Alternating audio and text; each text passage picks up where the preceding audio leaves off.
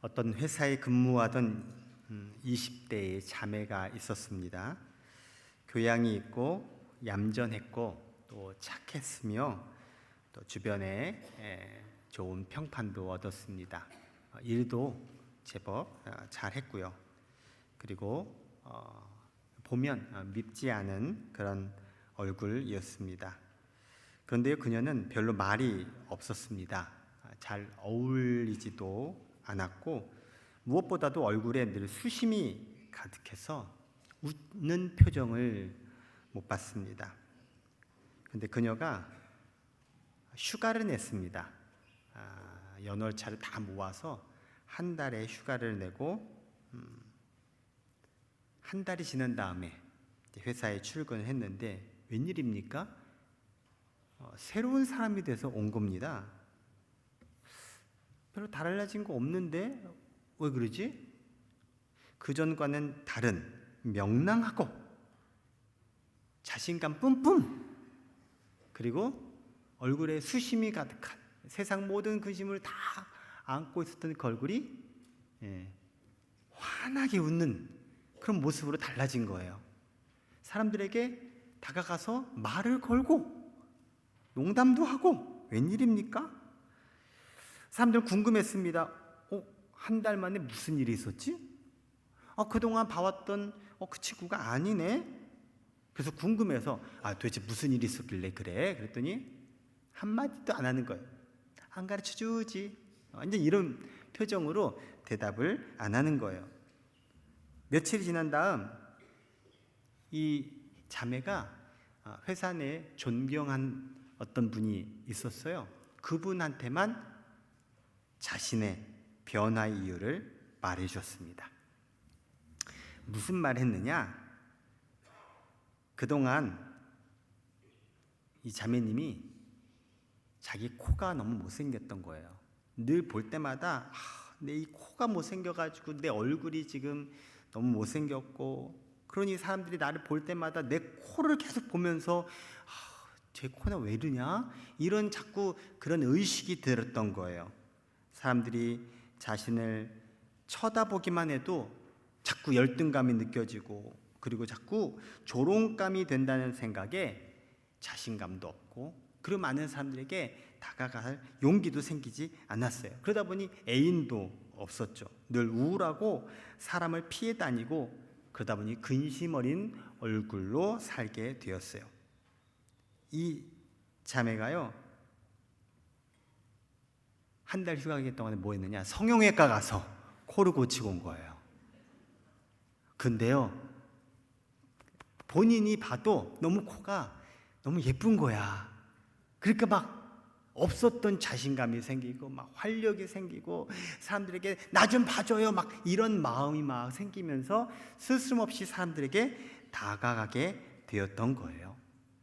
그 전까지는 자기 스스로를 못생겼어, 왜 이렇게 태어났니, 왜 이 모양이야 라고 생각했던 그녀가 코 하나 고쳤다고 우와 나 너무 이쁘다, 나 좀 봐주세요, 나 괜찮지, 와 그러면서 자신감 있는 모습으로 달라졌던 그녀의 자화상이 그녀를 이렇게 다르게 만든 거예요. 누구든 사람은 자기가 생각하는 자기가 있어요. 다른 사람이 이야기하는 것에 근거해서 자기를 보기도 하지만 대부분은 자기가 생각하는 모습으로 자기를 바라보게 돼요. 그리고 그 자화상은 자신의 생각과 행동에 지대한 영향을 미쳐요. 그 단적인 예를 제가 이야기로 여러분에게 소개한 거예요. 자신이 제일 마음에 걸리는 게 해결되니 그의 자화상이 달라지게 되고 결국 그의 행동과 삶의 모습이 달라지더라는 거예요. 빈센트 반 고흐라고 하는 화가를 들어보셨나요? 이 고흐가 그린 그림들이 많은데 그 중에 유명한 게 바로 자화상이라는 거예요. 이 자기 스스로의 모습을 그림으로 그린 이 자화상이 굉장히 많습니다. 그 가운데 하나 1889년에 그린 귀를 자른 자화상이라는 그림이 바로 화면에 보이는 저 그림이에요. 화가가 자기 모습을 그림으로 표현한 걸 자화상이라고 하고요. 이 자화상을 요즘 심리학적 용어, 상담학적 용어에서 많이들 또 활용합니다. 자신의 모습을 누가 그린다?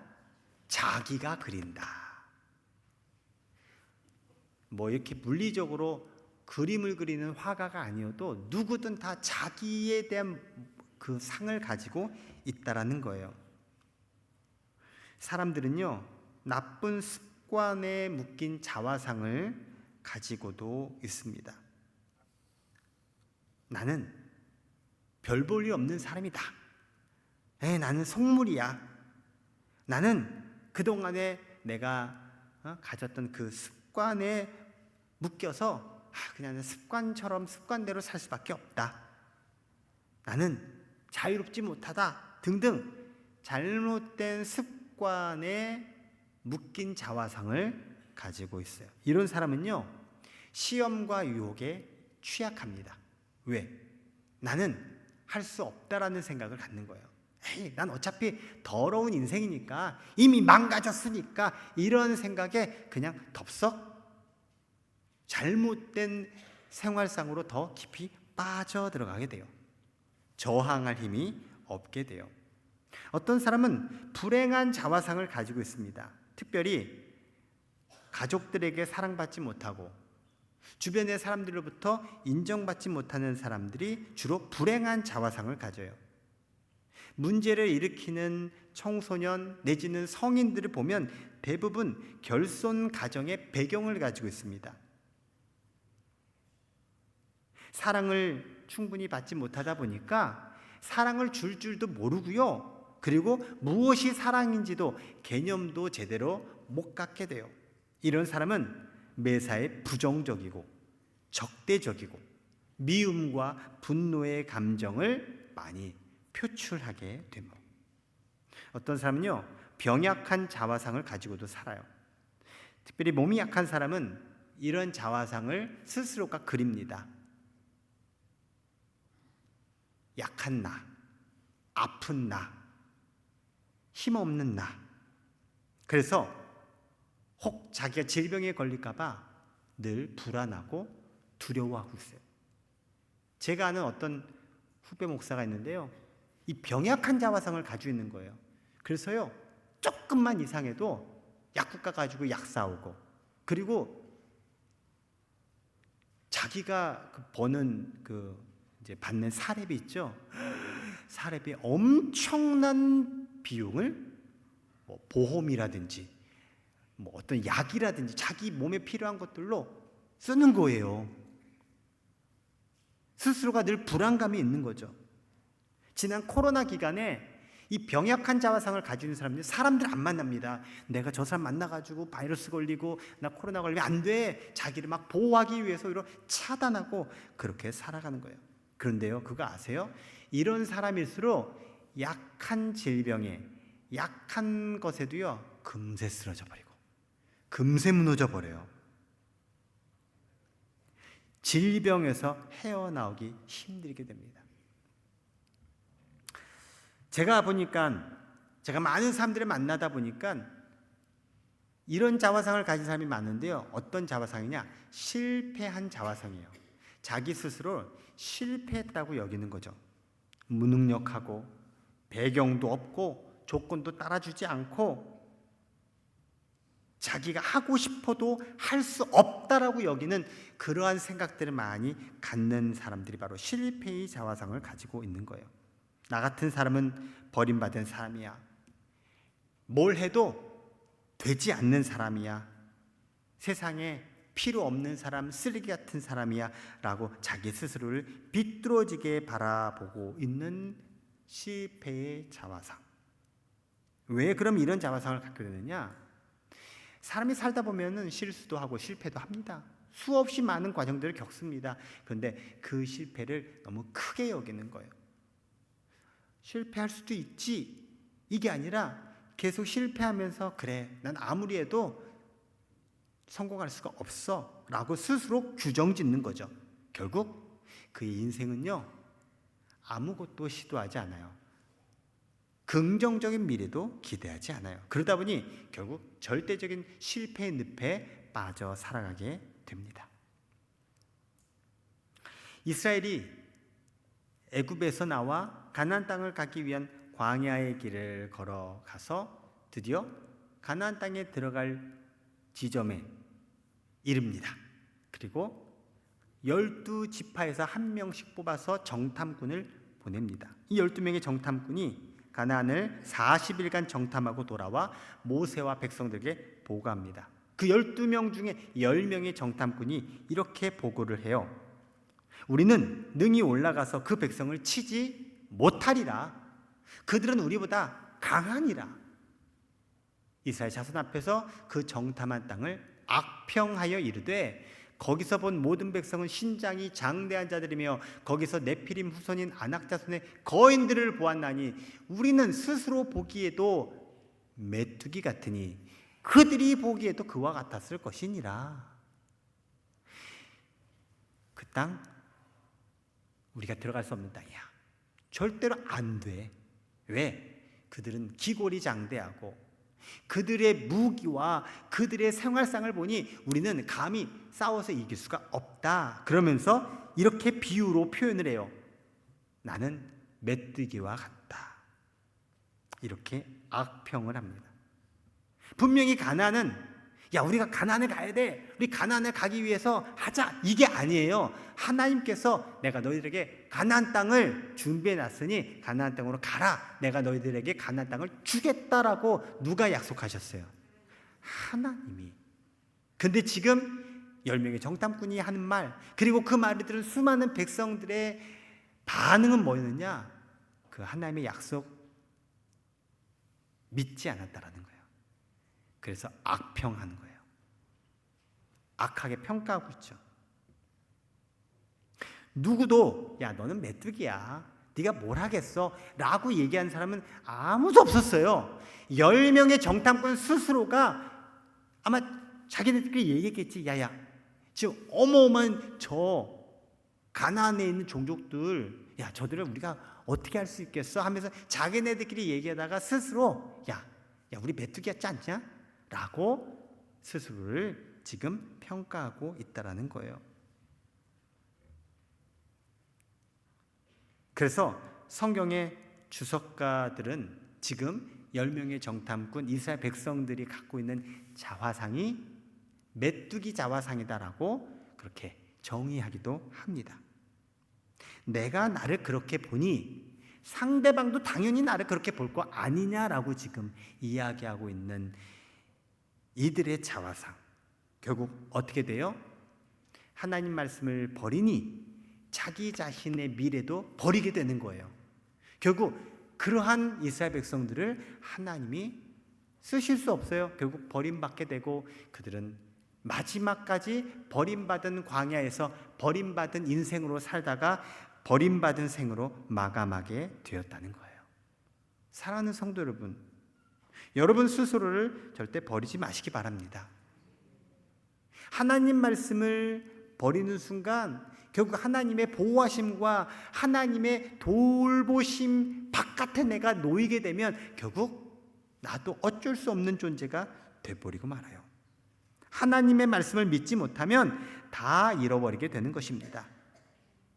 반면에 하나님 약속의 말씀을 믿으면 우리는 갈렙처럼 말할 수 있습니다. 민수기 13장 30절에 갈렙의 고백이에요. 같이 읽어볼까요? 시작. 갈렙이 이르되 우리가 곧 올라가서 그 땅을 취하자. 능히 이기리라. 아멘. 우리가 그 땅을 취할 수 있으니 우리 올라가자. 능히 이기리라. 그러므로 내가 나 스스로를 어떻게 보느냐, 이건 굉장한 영향력이 있어요. 자기가 자기를 믿지 못해요? 그러니 뭘 하겠습니까? 자기가 자기를 부정적으로 봐요? 그러니 자신이 당연히 없죠. 그런 사람일수록 상대방도 그렇게 본다는 거예요. 오늘 본문 22절의 말씀을 같이 읽어볼게요. 시작.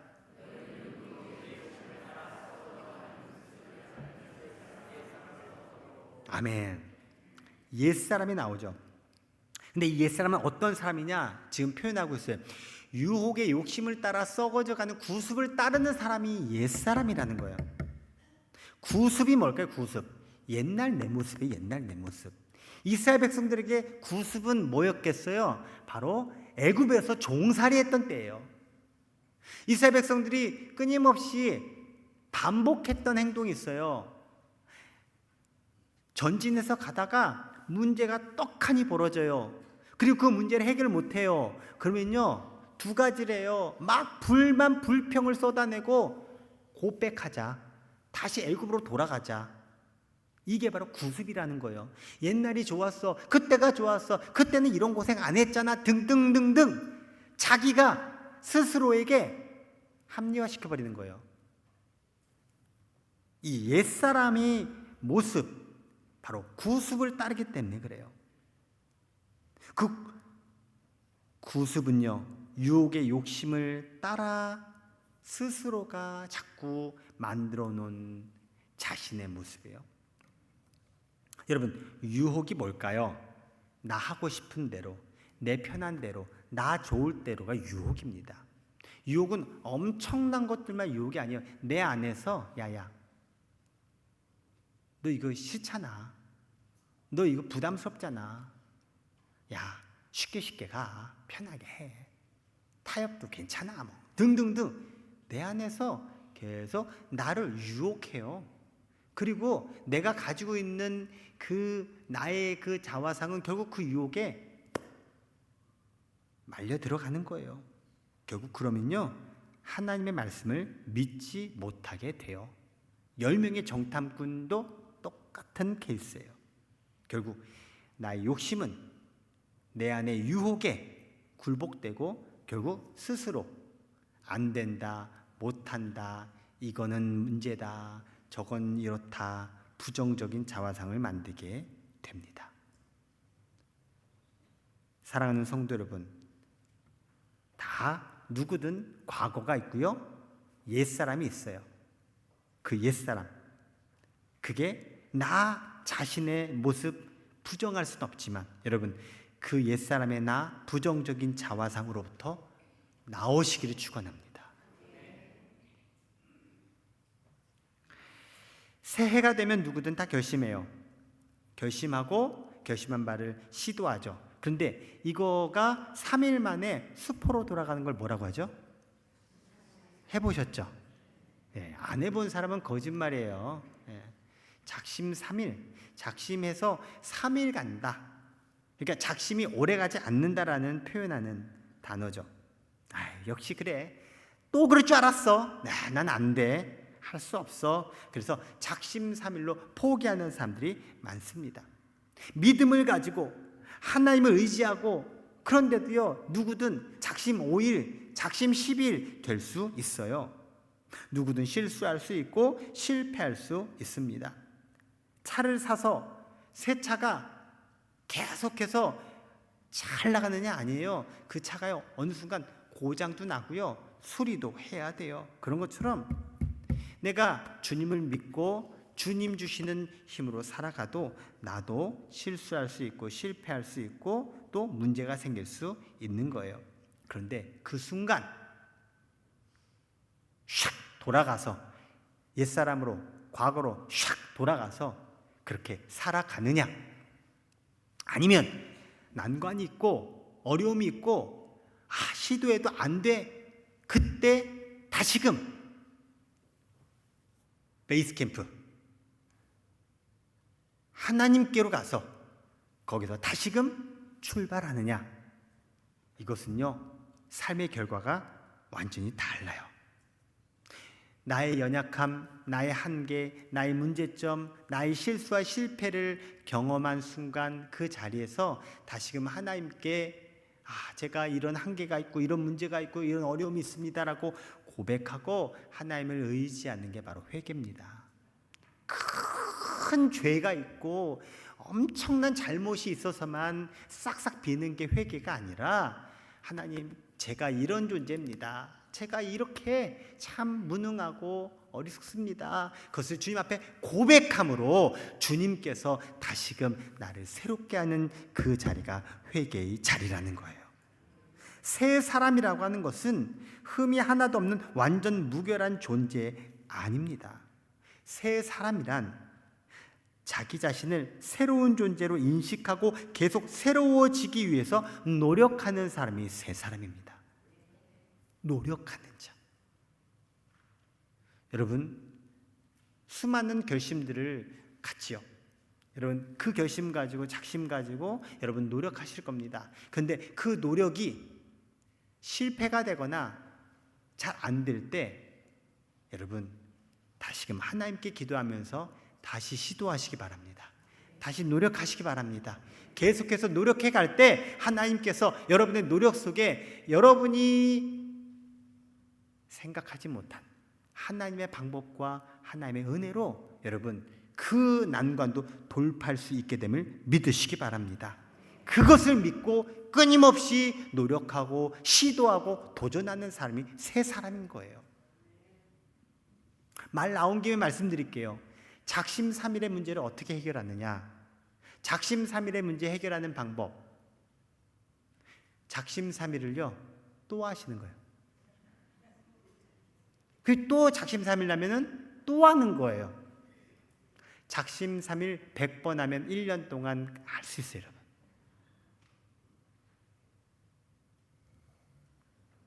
내가 예수님을 믿음으로 새로운 사람이 되었다.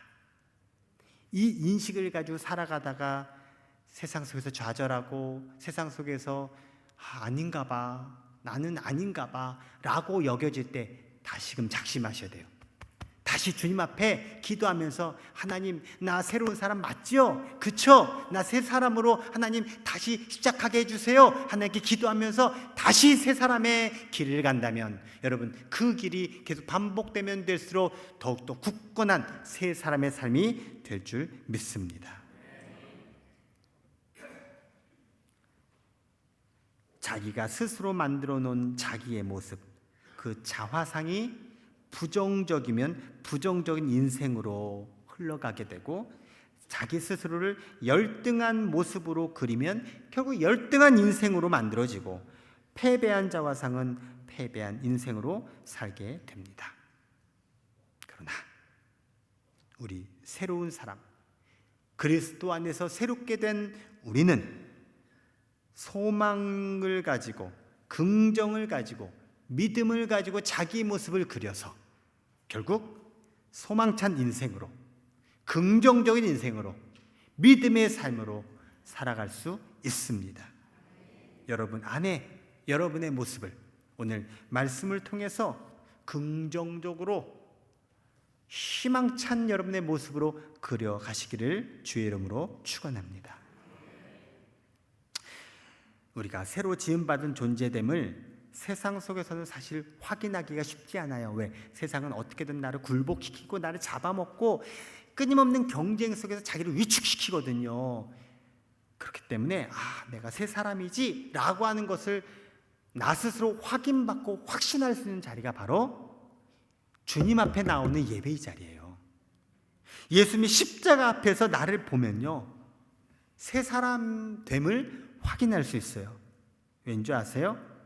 나는요 죽을 수밖에 없는 죄인이고요, 나는요 고결한 사람이 아니고요, 살아가면서 부지불식 중에 나는 죄를 지을 수밖에 없어요.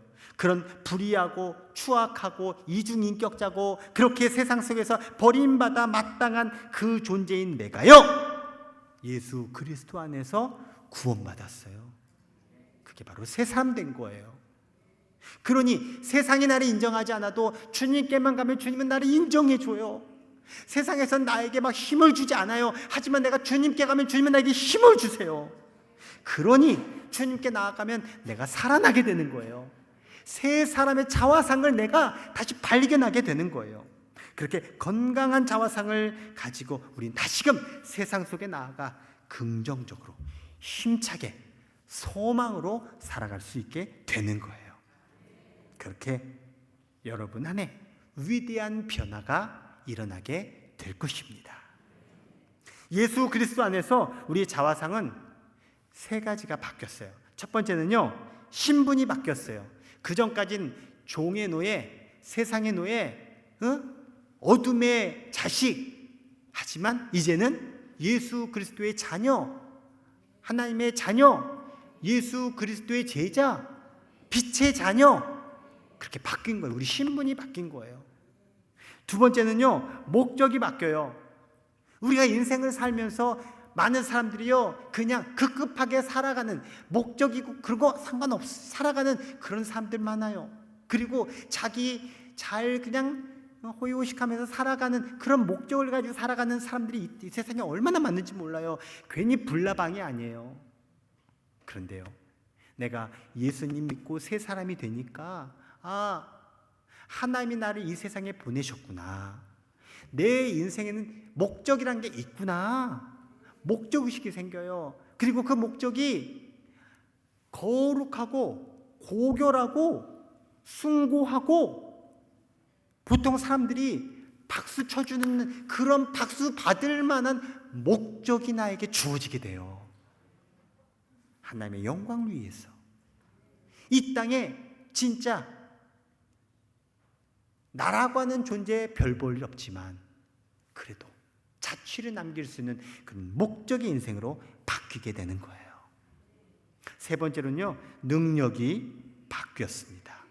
그전까진 내 힘으로 내가 어떻게든 만들어가는 그런 인생이었다면 이제는 하나님께서 주는 능력을 힘입어 살아가는 존재가 된 거예요. 여러분이 애쓰고 수고하고 만드는 그 힘과 능력이 아주 소중합니다. 하지만 그 자기 힘에 의지해서 살아가서 결국 돌부리에 걸려 넘어지고, 내가 스스로 일어나기도 버겁구나, 그러면서 실패의 자화상, 부정적인 자화상으로 빠져들지 마시고요, 내 힘을 빼고 오히려 하나님의 힘을 힘입어서 넘어지면 다시 일어나는 그 오뚜기와 같은 하나님의 능력의 삶을 살아가시기를 축복합니다. 사도 바울은 가시가 있었대요. 그게 눈에 안질이라든지 아니면 발작 일으키는 간질이라든지 컴플렉스, 여러 가지로 해석을 합니다. 아무튼 간에 바울에게 있어서는 이거 빨리 이 문제를 털고 싶고 해결받고 싶은 그런 육체의 가시가 있었어요. 그래서 하나님 앞에 무려 3번이나 기도했다. 이거는요, 아예 그냥 하나님 꼭 들으셔야 됩니다, 목숨 걸고 막 기도하는 그러한 간절함의 기도를 말하는 거예요. 그럼 바울이 그렇게 기도했는데 하나님이 그 가시를 빼내주셨어요? 안 빼내주셨어요? 안 빼내주셨어요. 만일 바울이 이것이 섭섭하고 이것을 자기 자신 안에 있는 부정적인 자화상으로 봤다면 이렇게 말했을 거예요. 야, 나 아파서 못해. 나 이래서 안 돼. 하나님이 나 이 소원도 안 들어주고 이 기도도 안 들어주셨는데 내가 못하러 이걸 하겠어. 나 할 수 있는 것만 할 거야. 에이, 하나님 왜 내 기도 안 들어주시는 거야? 이러면서 불평과 원망과 낙심과 포기의 삶을 살아가게 됐을 거예요. 그렇다면 오늘날 우리가 아는 바울이 아니겠죠. 바울은요, 반대로 살았어요. 아프니까 더 기도해야지. 아프니까 더 주님을 의지해야지. 내 상태가 이러니까 내 힘이 아니라 주님의 능력으로 해야지. 나 같은 사람을 주님께서 쓰시니 얼마나 감사해. 실제로 바울은 그렇게 이렇게 사람들에게 친화적인 외모가 아니었대요. 사람이 딱 보면 호감스러운 외모가 있고 비호감의 외모가 있잖아요. 바울은 후자였대요. 그런데 늘 바울은 웃고, 그리고 얼굴에 희망이 막 그냥 써져 있어요. 그리고 하나님의 은혜가 있으니까 아우라라고 하죠. 아우라. 왠지 모르게 이 사람한테는 뭔가 빨려 들어가는 그런 매력이 바울에게 있었던 거예요. 이게 가능했던 건 나 외모도 이렇고 내 몸도 이렇고 내 상도, 아유, 왜 얼굴 저렇게 보잖아. 근데 그게 아니니까 좀 여러 가지 안 좋은 상황임에도 불구하고 바울은 그렇게 사람들로 하여금 바울의 말을 듣게끔, 바울에게 끌리게끔 매력 있는 인생이 된 거예요. 여러분, 누구에게나 고칠 수 없는 약점이 있습니다. 자꾸 그 약점에 빠져들어가지 마시기 바랍니다. 누구든 과거가 있습니다. 돌이킬 수 없는 과거의 상처와 그 과거의 트라우마가 있어요. 그런데요, 그 옛사람이 자꾸 나를 유혹하는 그 과거, 그 나의 약함, 이런 거에 빠져들어가면 아무리 내가 새 사람이 됐어도 나는 결국 그 현실 속에서 머물러 있을 수밖에 없는 거예요. 여러분, 건강한 자화상을 가진 사람은 건강하게 살고 행복하게 살아가게 됩니다. 오늘 보면 23절, 24절의 말씀을 읽어볼까요? 시작.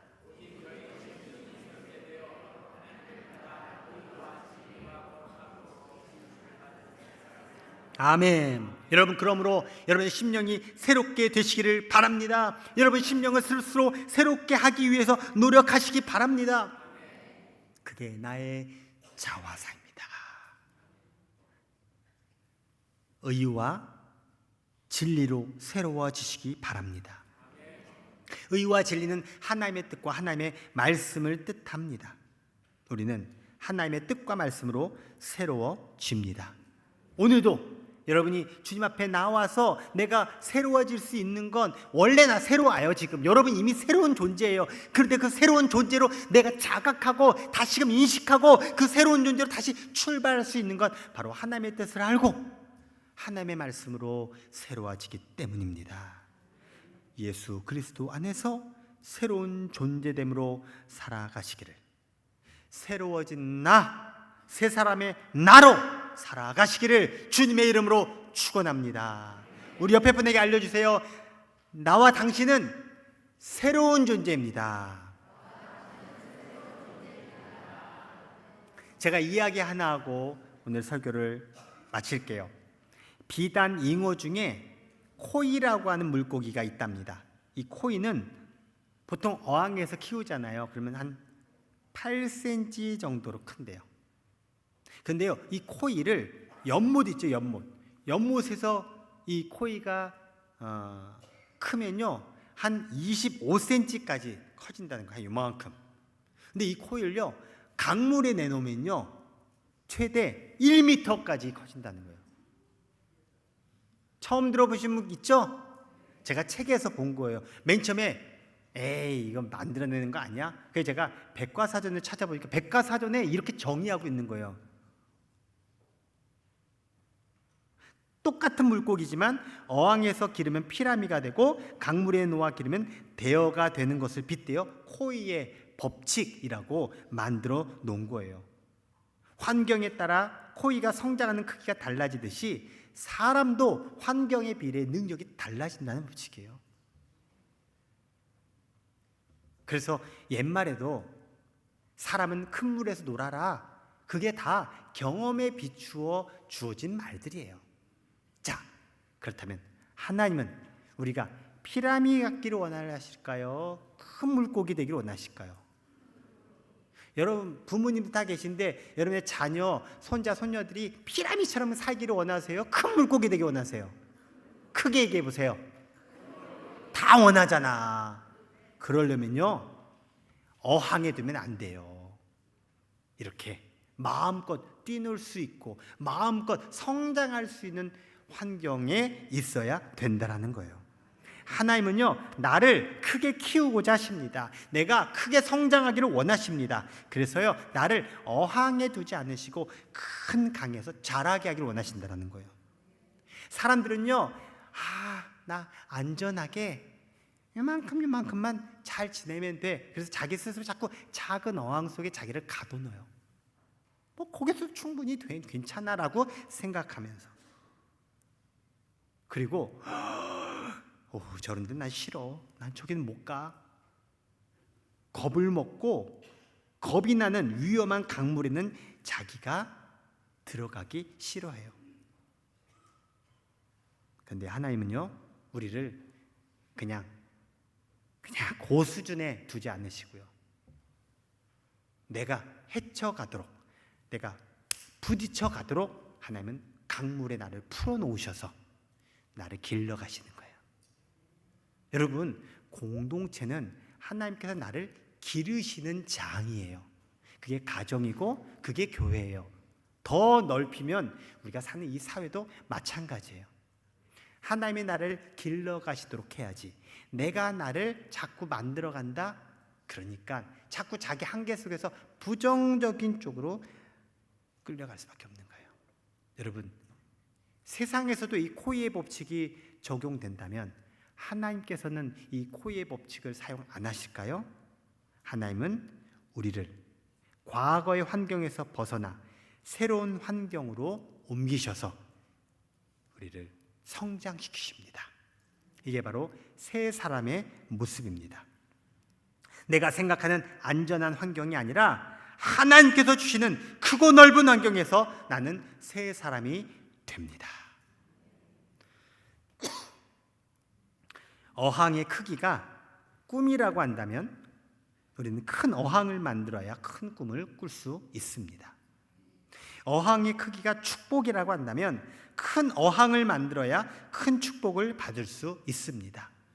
어항의 크기가 잠재력이라고 한다면 큰 어항을 만들어야 잠재력이 폭발하게 될 것입니다.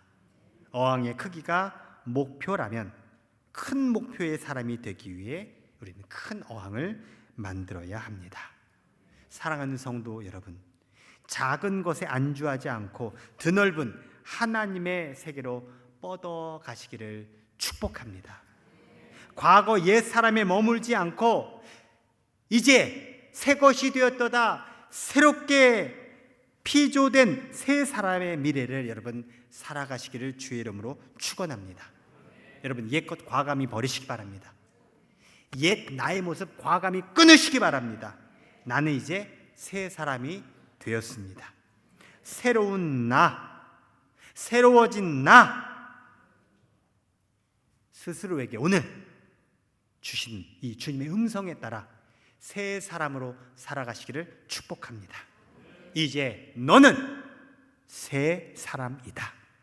이 주님의 음성 붙들고 주님께서 나에게 펼쳐놓으신 하나님의 드넓은 그 세계로 다시금 시작하시고, 다시금 걸음을 옮기시고, 다시금 도전하시고, 다시금 시도하시고, 다시금 작심하시고, 다시금 꿈꾸시기를 주님의 이름으로 축원합니다.